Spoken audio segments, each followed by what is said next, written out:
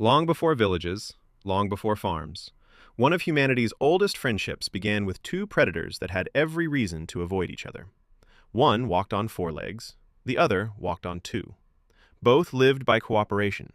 Both hunted in groups. Both fought to survive another winter. Neither could have imagined what would happen next. One of those predators would eventually build cities. The other would eventually sleep beside the fireplace. One was us. The other was a wolf. For thousands of years, dogs have lived beside us. They wait patiently by front doors, guide people who cannot see, protect livestock, pull sleds across frozen landscapes, search for survivors beneath collapsed buildings, or simply curl up beside someone after a long day. They're so familiar, so woven into everyday life that it's easy to forget they have a history at all. Yet every dog, whether it's racing across a farm, patrolling beside a police officer, or waiting excitedly for its owner to come home, is part of the same extraordinary story. A story that didn't begin in a house, or a village, or even the first farm. It began in a world where surviving another winter was never guaranteed, and where the ancestor of every dog on Earth was something entirely different. Not a pet, not a companion, but one of the most accomplished hunters of the Ice Age. A wolf. And somehow, over thousands of years, that wolf became everything from a sled dog crossing Arctic snow to a tiny companion sleeping peacefully on someone's lap. If that sounds difficult to believe, you're not alone. Scientists broadly agree that modern dogs descended from an ancient population of gray wolves. But exactly where this happened, when it happened, and even whether it happened only once, is still being debated. In other words, this isn't just the story of dogs. It's the story of one of the oldest partnerships in human history, and a mystery that science is still trying to solve. To understand how it happened, we have to travel back to a time before anyone had ever called a dog man's best friend. The world looked very different. The last ice age still gripped much of the northern hemisphere. Winters were longer. The climate was harsher. Open grasslands stretched toward distant horizons beneath cold, pale skies. Food was never guaranteed. Somewhere across that vast landscape, mammoths grazed, reindeer migrated, steppe bison crossed the plains, and two hunters searched for exactly the same thing: food. One hunted with stone-tipped spears, the other with teeth. Both depended on cooperation. Both depended on experience. Both depended on family. Every successful hunt meant another chance to survive. Every failure carried consequences.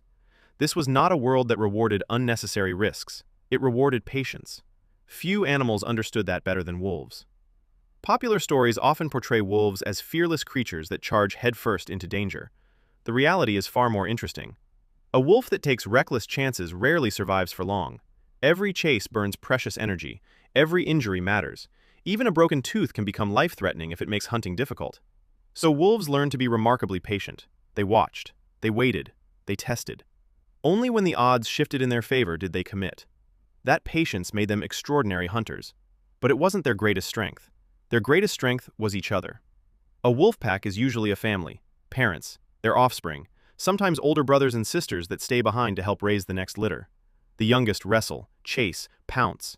It looks like nothing more than play. But every game teaches balance, timing, self-control, skills that one day may decide whether they eat or go hungry. Experience passes quietly from one generation to the next, not through lessons, but through living together. Even their haunting howls carry meaning. They reunite scattered family members, warn neighboring packs to keep their distance, or simply strengthen the bonds that hold the family together. To us, it's one of the most unforgettable sounds in nature. To another wolf, it's a conversation. The more scientists learn about wolves, the stranger this story becomes. Because the animal that would eventually become the dog was already astonishingly good at living alongside others. It just hadn't met the right partner yet. If wolves were so well suited to their world, why would they ever choose to live beside something else? The answer is, they probably didn't. At least not at first. For thousands of years, humans and wolves shared the same landscape. Sometimes they hunted the same herds. Sometimes they crossed the same valleys. Sometimes they followed the same rivers. And sometimes they probably knew the other had been there without ever seeing them. Fresh footprints pressed into the snow, the remains of a carcass, smoke drifting above distant trees, a chorus of howls carried by the evening wind. Both species were experts at reading the landscape, and both had good reasons to stay cautious. To a wolf, humans must have seemed unlike anything else on the Ice Age plains. They weren't the fastest hunters. They weren't the strongest. Yet somehow they could kill from a distance. They carried long wooden spears tipped with sharpened stone. They surrounded prey, planned ahead, worked together. A wolf that underestimated them might not get a second chance. Humans were just as cautious. A healthy wolf pack rarely wanted to fight with people. A serious injury could mean starvation for either side. The safest choice for everyone was distance. So for thousands of years, that's probably exactly what existed. Not friendship, not constant conflict, just two intelligent predators carefully avoiding unnecessary risks. Which makes what happened next all the more remarkable. Because somewhere, at some point, the distance became just a little smaller. Not because of trust, because of opportunity. Imagine an Ice Age camp after a successful hunt. The fire crackles against the cold. People share meat earned through hours of work. Children laugh. Someone repairs a spear. The smell of roasted meat drifts quietly into the darkness. Far beyond the glow of the flames, something is watching. A wolf. Not close enough to be seen. Close enough to smell. It waits.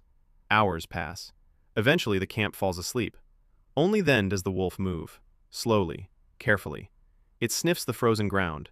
Finds scraps too small for people to carry away. A cracked bone. A strip of fat. A forgotten piece of meat. Within moments, it's gone again. The next night, perhaps another wolf follows the scent. Or perhaps the same one returns. Nobody knows. Moments like these leave almost no trace in the archaeological record. Yet many researchers think interactions like these may have been among the earliest steps toward domestication. Notice what still hasn't happened. Nobody has adopted a wolf.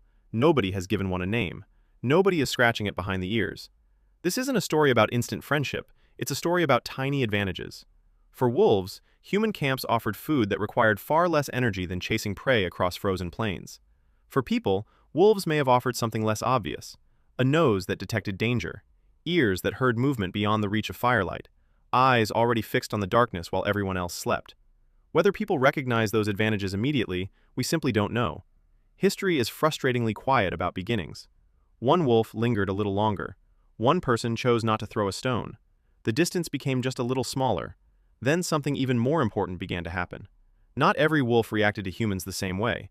Some fled immediately. Some never came near a camp. Others hesitated, watched, waited. Curiosity isn't always a grand emotion.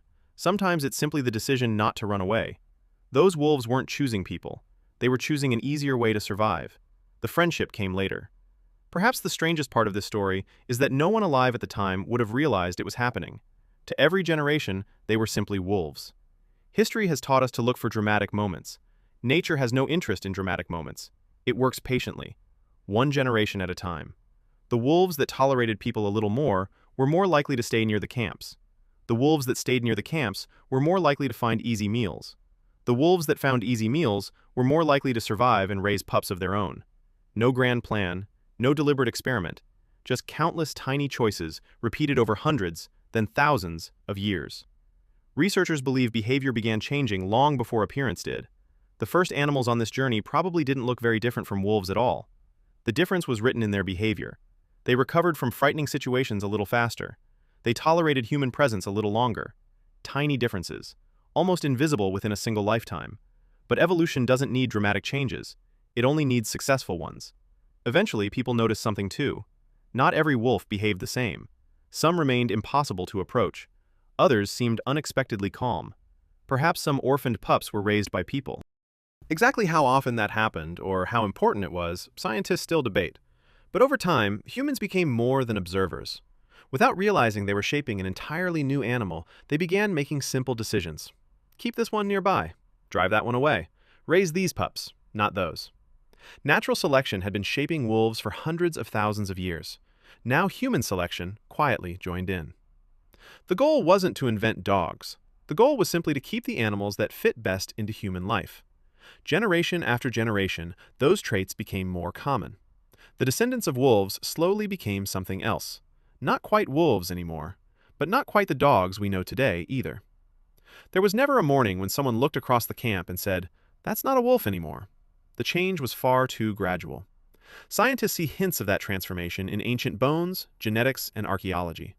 Together, they tell the same broad story. The transformation took millennia, not years. One fascinating clue appears in many domesticated animals. Floppier ears, curled tails, more varied coat colors, shorter snouts, more playful behavior. Scientists call this pattern domestication syndrome. Exactly why these traits often appear together is still being investigated. But one thing is clear. Domestication changed more than behavior. Over immense spans of time, it changed bodies too. By now, the distance between wolves and humans had become much smaller. And once that happened, the story changed again. People stopped choosing these early dogs simply because they were easier to live with. They began choosing them for what they could do. Once people realized they could choose which dogs would have puppies, the story began to change more quickly. Nobody was trying to create beautiful dogs. They were trying to solve problems. A hunter needed a dog willing to follow a scent for hours. A shepherd needed one capable of making hundreds of decisions. Someone in the Arctic needed strength. A farmer needed protection. Different lives demanded different abilities. Generation after generation, those choices accumulated. The descendants of the same ancient wolves slowly began to look different from one another. Some grew taller. Some became smaller. Some developed thick coats. Others thrived in warmer climates. Some relied on speed. Others on patience. Others on an extraordinary sense of smell. Each reflected the lives of the people who depended on it. As humans spread across the world, dogs spread with them. Not because they understood civilization, but because they understood us. Thousands of years beside humans shaped more than their bodies. It shaped the way they thought. Today, scientists know dogs are remarkably skilled at reading human social cues. They follow our gestures, recognize familiar voices, watch our faces, respond to our emotions. These abilities weren't invented overnight. They were shaped over thousands of years spent living beside another highly social species, ours. The partnership transformed both sides. Dogs gained food, protection, and the opportunity to spread across nearly every continent. Humans gained companions with senses that often surpassed their own, partners that could hunt, guard, herd, search, and eventually offer something far more difficult to measure: companionship. It's difficult to think of another large predator that made a similar journey. Lions didn't. Tigers didn't. Bears didn't. Yet wolves did. Not because they became weaker, but because one population discovered that surviving beside another species could be more successful than surviving without it. The wolves that remained wild continued one story. The wolves that stayed beside people began another. Watch a sleeping dog. Its paws twitch. Its nose moves. Its ears flick. Watch it circle before lying down, or suddenly stop, lift its head, and stare into the darkness. They're ordinary moments, easy to overlook, yet hidden inside them are echoes of an Ice Age hunter. Tiny reminders that the wolf never truly disappeared. It simply found a different future. So the next time a dog greets someone at the door, rests its head on a child's lap, helps guide a person safely through a crowded street, or waits patiently for its family to come home, you're seeing far more than a pet. You're seeing the latest chapter in a story that began tens of thousands of years ago, when two predators, both intelligent, both living in close-knit families, both simply trying to survive another winter, stood on the same frozen landscape with every reason to avoid each other. They never signed an agreement. They never made a promise. The distance between them simply became a little smaller, then smaller still, generation after generation, until one day, one would be waiting at the other's front door. Millions of ordinary moments, all quietly suspended between two predators who once had every reason to walk away.